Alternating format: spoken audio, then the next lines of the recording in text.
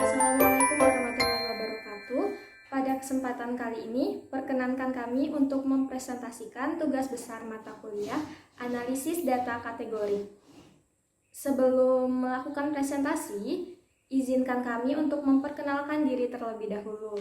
Kami dari kelompok 11 yang beranggotakan 4 orang, yaitu saya Heni Saputri. Halo, saya Alvina Di Agustini. Halo, perkenalkan nama saya Syarifah Febriana.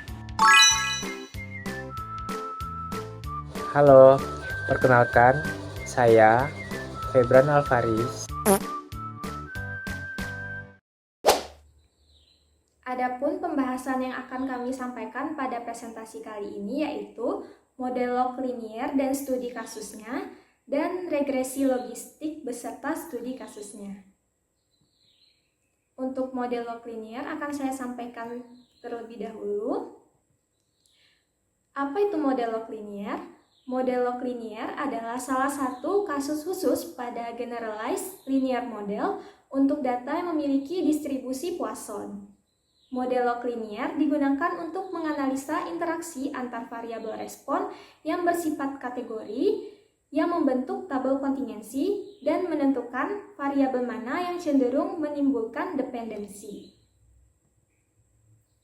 Tujuan analisisnya yang pertama adalah menganalisis hubungan atau asosiasi antar variabel kategorik dalam tabel kontingensi. Kemudian menguji independensi antara variabel kategorik.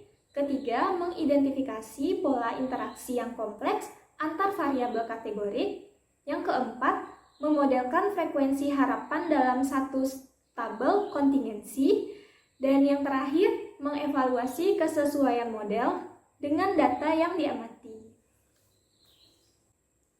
Adapun tahapan analisisnya yaitu pertama, membuat tabel kontingensi.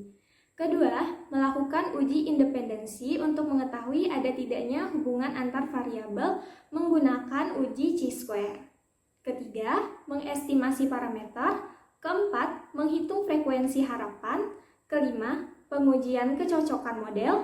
Dan yang terakhir, interpretasi hasil dan menarik kesimpulan pada model terbaik.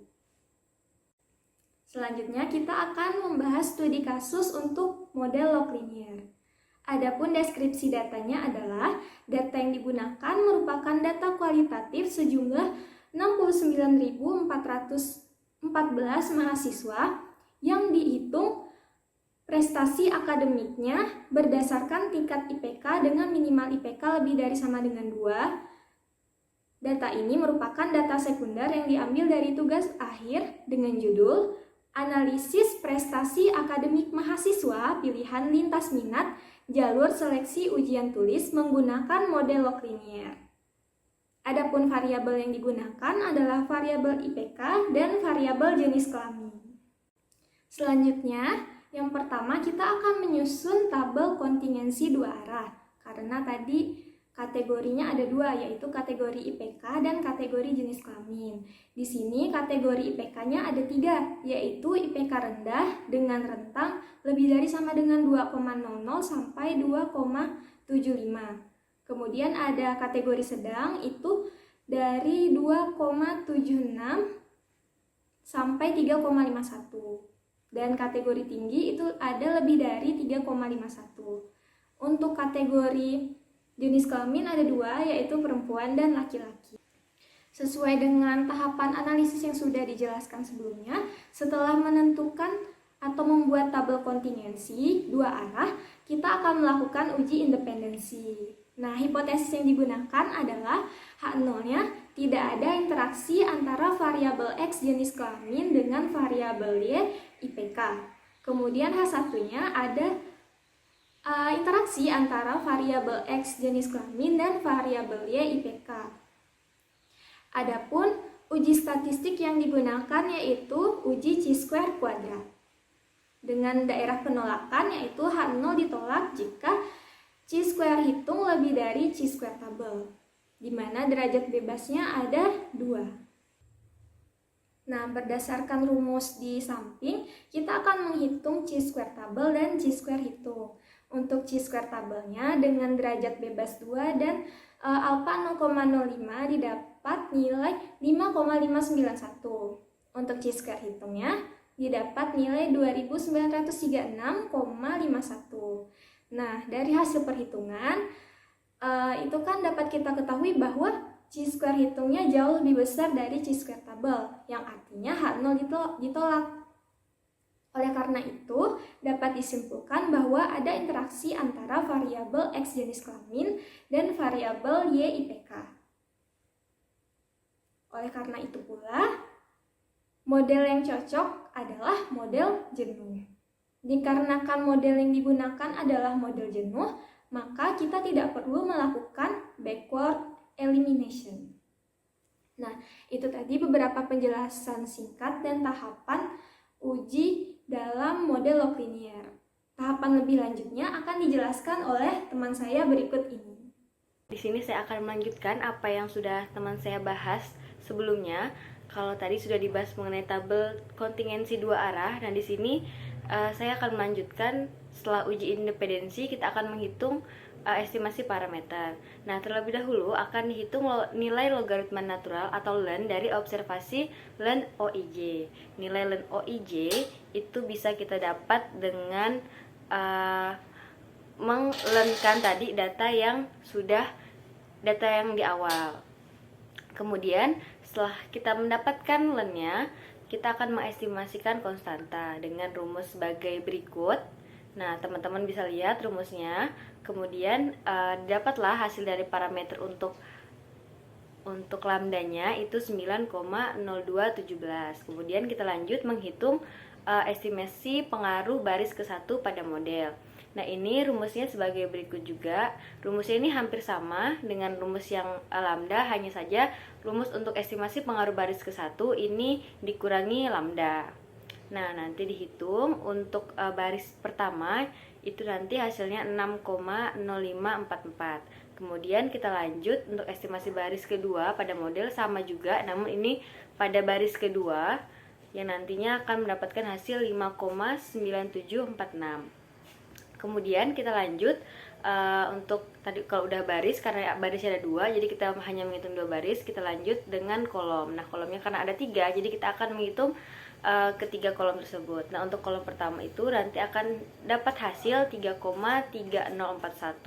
Kemudian untuk estimasi pengaruh kolom kedua pada model itu akan didapat 5,3416. Kemudian pada kolom terakhir, kolom ketiga, nanti setelah dihitung itu akan mendapatkan 4,8868.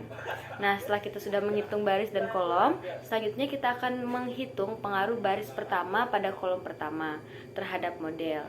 Nah, ini rumusnya. Kemudian akan didapat hasil min 10,9105.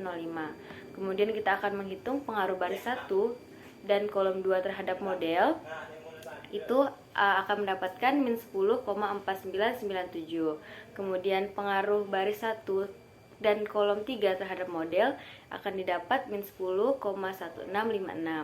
Kemudian dilanjutkan dengan baris kedua dan kolom ke-1 terhadap model, itu nanti akan mendapatkan min 10,1400.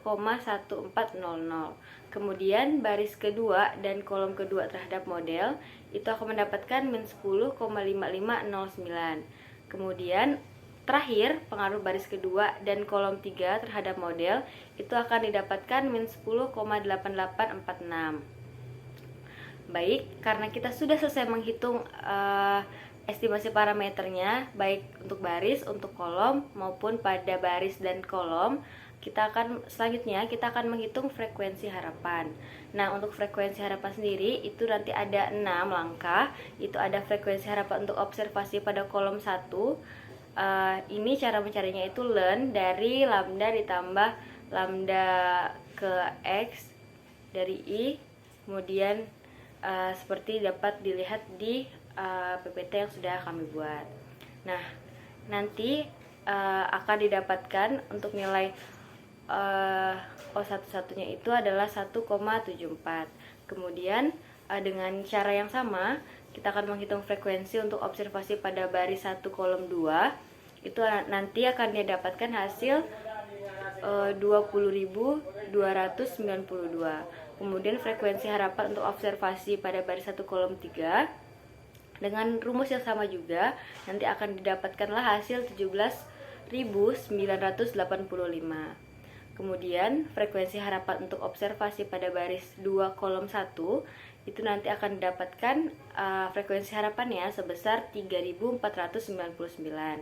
Dan frekuensi harapan untuk observasi pada baris 2 kolom 2 itu nanti akan didapatkan hasil 17.797.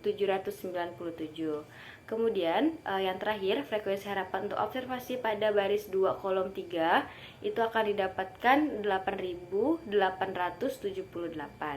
Nah, setelah menghitung frekuensi harapan, kita dapat membuat tabel nilai frekuensi harapan yang telah kita estimasikan. Nah, tabelnya sendiri bisa teman-teman lihat di atas. Nah, setelah kita mendapatkan tabel dari nilai frekuensi harapan, kita dapat melakukan pengujian kecocokan model. Nah, pengujian kecocokan model akan dilakukan menggunakan uji Gartner Fit dengan hipotesis H0 tidak terdapat perbedaan yang signifikan antara hasil pengamatan dengan kemungkinan hasil prediksi model atau model sesuai. H1-nya terdapat perbedaan yang signifikan antara hasil pengamatan dengan kemungkinan hasil prediksi model atau model tidak sesuai. Adapun statistik uji yang akan digunakan nanti itu ada statistik likelihood ratio atau G kuadrat. Nah, rumusnya bisa teman-teman lihat di sini dengan daerah penolakannya nanti H0 ditolak jika G kuadrat G square lah ya, atau statistik likelihood rasionya itu lebih besar dari X C square-nya dengan alfanya 0,05 dan dB atau derajat bebasnya itu sama dengan 2. Kemudian akan kita hitung nilai logaritma natural dari masing-masing frekuensi harapan yang telah kita estimasikan pada sebelumnya tadi. Nah, nanti nilai logaritma natural dari frekuensi harapan yang telah diestimasikan akan seperti pada tabel di atas ini. Nah, maka kita dapatlah nilai dari G kuadrat itu adalah 0 dan nilai C square-nya adalah 5,9915. Jadi dapat dikatakan bahwa yang artinya G kuadrat itu lebih besar daripada nilai C square-nya, yang artinya tidak cukup bukti untuk menolak H0.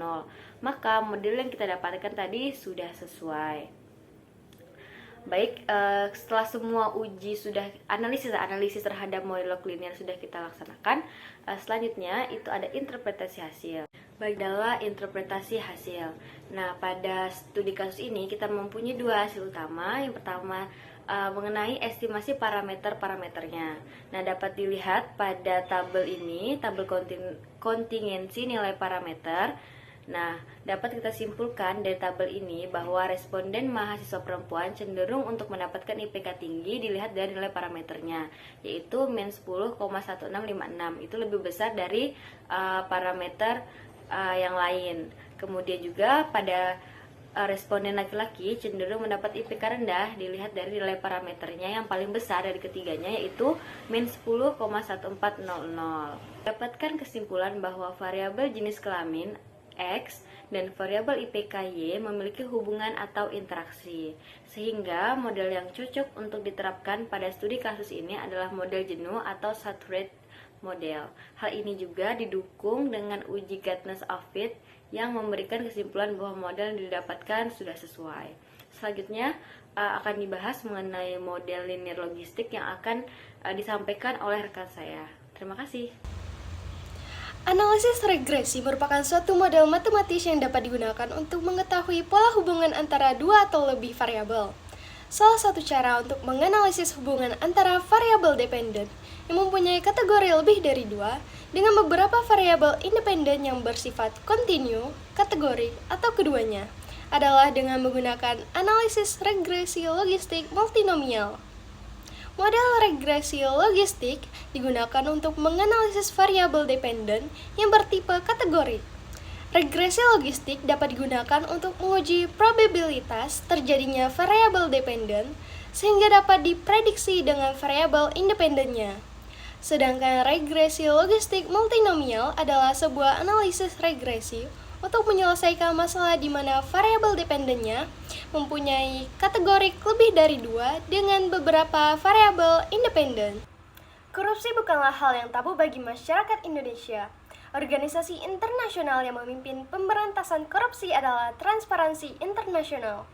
Transparansi International menggunakan skor CPI atau Corruption Perception Index untuk mengukur aktivitas kriminal korupsi di seluruh dunia.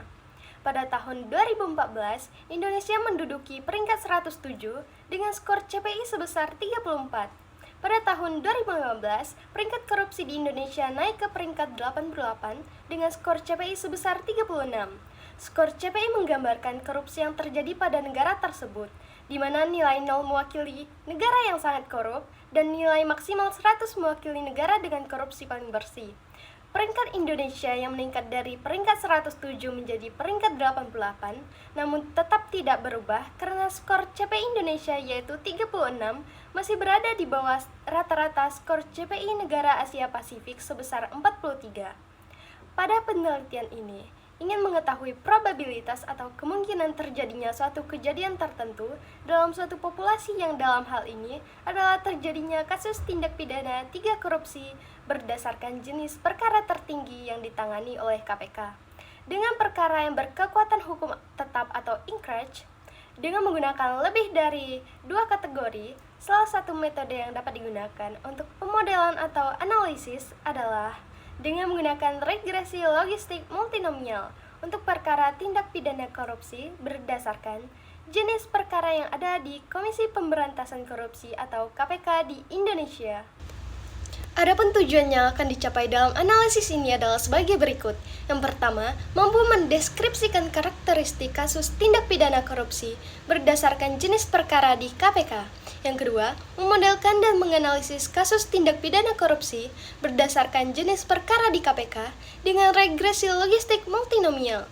Dan manfaat yang diharapkan pada penelitian ini yaitu, yang pertama, menambah wawasan mengenai metode analisis data kategorik dengan regresi logistik. Yang kedua, memberikan gambaran informasi mengenai tindak pidana korupsi berdasarkan jenis perkara yang terjadi di Indonesia, khususnya di KPK. Data yang digunakan dalam penelitian ini adalah data tahun 2008 hingga tahun 2015 mengenai kasus tindak pidana korupsi berdasarkan jenis perkara tertinggi yang ditangani oleh KPK, yaitu penyuapan, penyalahgunaan anggaran, dan pengadaan barang dan jasa pada perkara yang berkekuatan hukum tetap atau inkrach. Variabel yang digunakan dalam penelitian ini adalah jenis perkara korupsi sebagai variabel respon atau variabel Y, dan variabel prediktor atau variabel X adalah jenis kelamin, profesi, dan institusi. Tindak pidana korupsi yang ditangani oleh KPK dapat dikelompokkan berdasarkan jenis perkara. Ada 3 jenis perkara tindak pidana korupsi tertinggi yang ditangani oleh KPK. Berdasarkan gambar di atas, diketahui bahwa jenis tindak pidana korupsi tertinggi yang ditangani oleh KPK pada tahun 2008 hingga tahun 2015 adalah kasus penyuapan, yaitu sebesar 64%. Untuk mengetahui karakteristik pada data yang bersifat kategorik, dapat dilakukan dengan menggunakan tabel kontingensi. Tabel kontingensi dibuat pada setiap variabel prediktor yang ada dalam pengamatan. Yang pertama, karakteristik kasus tindak pidana korupsi menurut jenis kelamin. Karakteristik data jenis perkara tindak pidana korupsi yang ditangani oleh KPK berdasarkan jenis kelamin digunakan untuk mengetahui faktor demografi yang ada dalam pengamatan.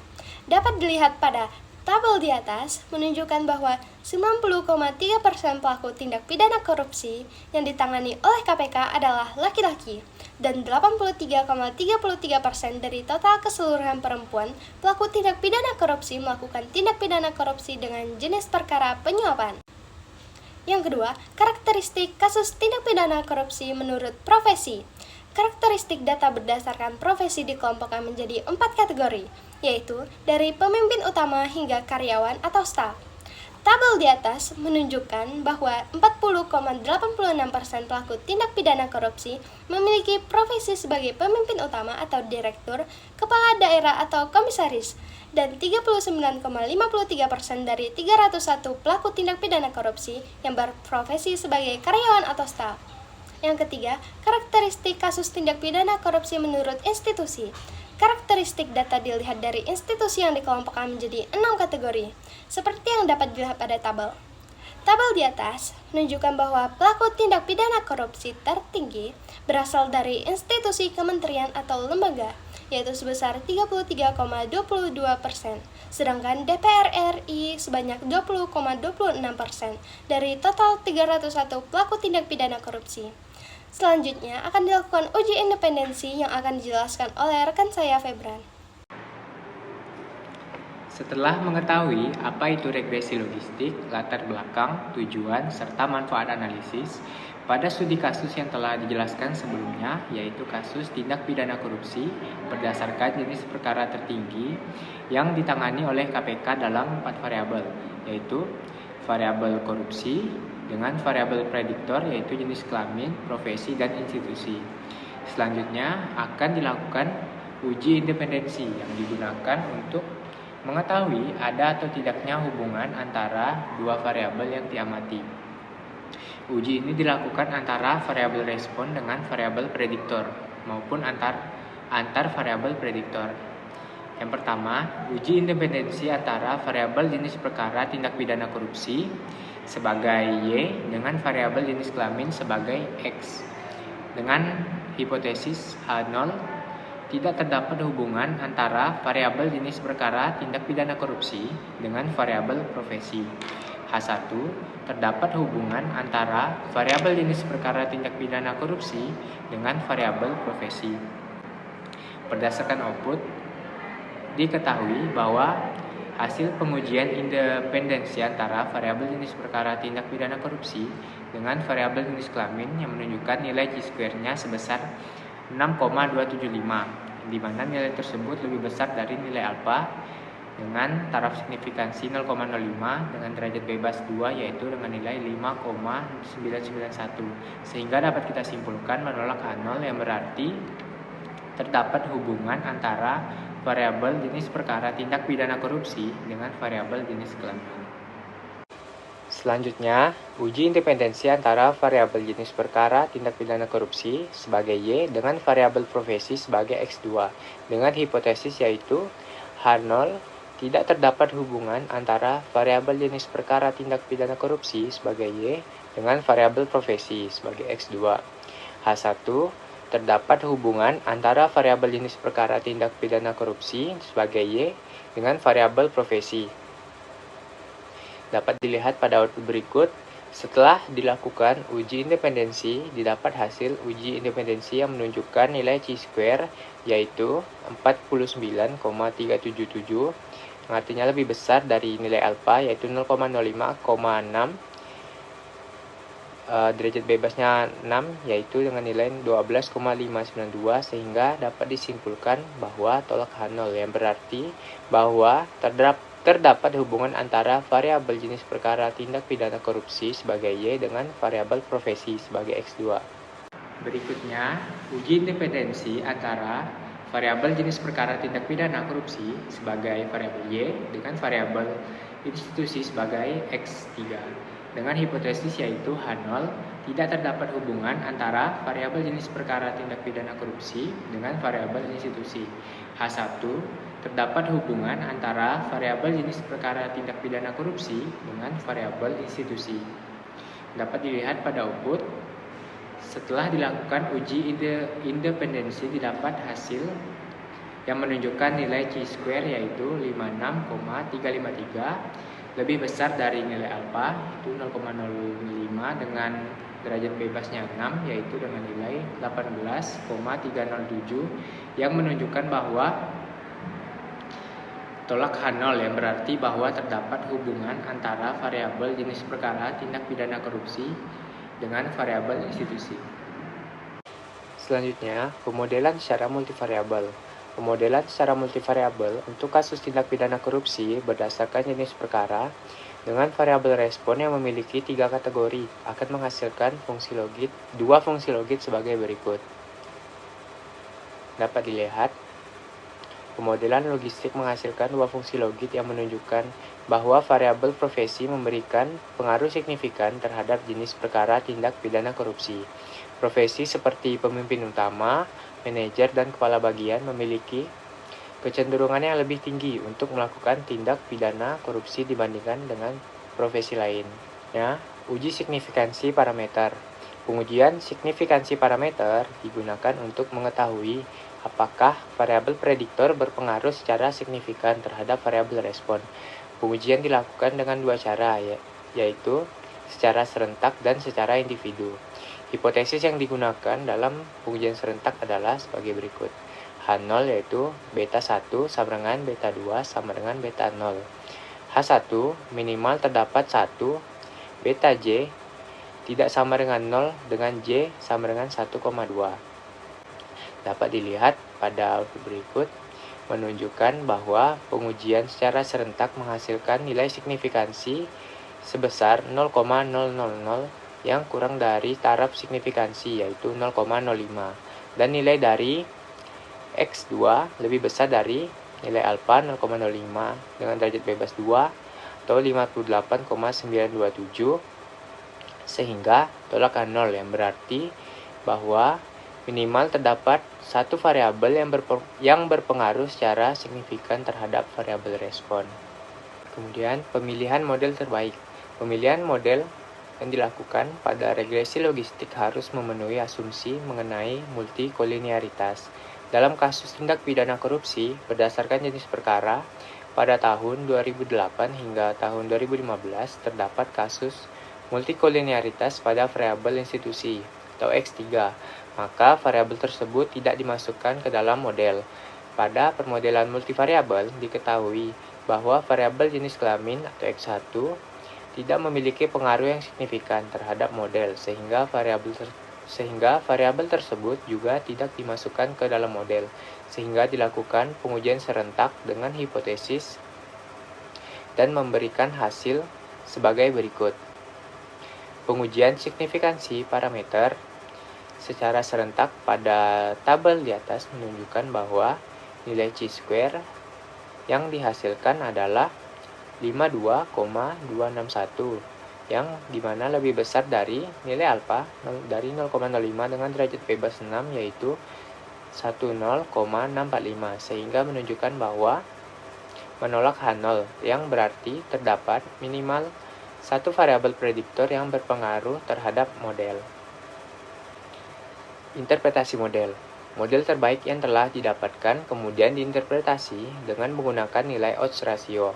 Interpretasi model dilakukan dengan menggunakan variabel yang signifikan terhadap model. Pada penelitian ini, variabel yang signifikan terhadap model adalah variabel profesi atau X2. Variabel profesi ini dengan kategori 3 digunakan sebagai dasar atau pembanding dan variabel respon dengan kategori 0 digunakan juga sebagai dasar atau pembanding. Berdasarkan tabel, informasi yang didapatkan dari nilai odds ratio adalah sebagai berikut. Yang pertama, penyalahgunaan anggaran. Pelaku tindak pidana korupsi yang memiliki profesi sebagai pemimpin utama melakukan tindak pidana korupsi penyalahgunaan anggaran 5.168 kali lebih banyak dibandingkan dengan pelaku tindak pidana korupsi yang berprofesi sebagai staf ataupun karyawan. Sedangkan untuk profesi manajer dan kepala bagian akan melakukan tindak pidana korupsi penyalahgunaan anggaran 4.006 kali dan 14.306 kali lebih banyak dibandingkan dengan yang berprofesi sebagai staf ataupun karyawan pada kasus tindak pidana korupsi penyuapan. Yang kedua, pengadaan barang dan jasa. Pelaku tindak pidana korupsi yang berprofesi sebagai pemimpin utama memiliki kecenderungan melakukan tindak pidana korupsi pengadaan barang dan jasa daripada penyuapan 7.837,832 kali lebih banyak dibandingkan yang berprofesi sebagai staf ataupun karyawan. Sedangkan pelaku tindak pidana korupsi dengan profesi sebagai kepala bagian memiliki kecenderungan melakukan tindak pidana korupsi pengadaan barang dan jasa daripada penyuapan 12.875 kali daripada pelaku tindak pidana korupsi yang berprofesi sebagai staf ataupun karyawan. Kesimpulan, berdasarkan penelitian mengenai kasus tindak pidana korupsi di KPK berdasarkan jenis perkara menghasilkan kesimpulan sebagai berikut. Yang pertama, jumlah pelaku tindak pidana korupsi yang ditangani oleh KPK pada tahun 2008 hingga tahun 2015 sebanyak 90,03% atau 271 dari 301 pelaku berjenis kelamin laki-laki, di mana 168 diantaranya melakukan tindak pidana korupsi dengan jenis perkara penyuapan. Profesi yang dimiliki oleh pelaku tindak pidana korupsi terbanyak adalah sebagai pemimpin utama, yaitu sebanyak 123 pelaku. Institusi yang memiliki pelaku tindak pidana korupsi terbanyak adalah dari kalangan kementerian atau lembaga, yaitu sebanyak 100 orang dari 301 orang pelaku tindak pidana korupsi. Kasus penyuapan merupakan jenis kasus tindak pidana korupsi yang paling banyak atau paling tinggi yang ditangani oleh KPK pada tahun 2008 hingga tahun 2015.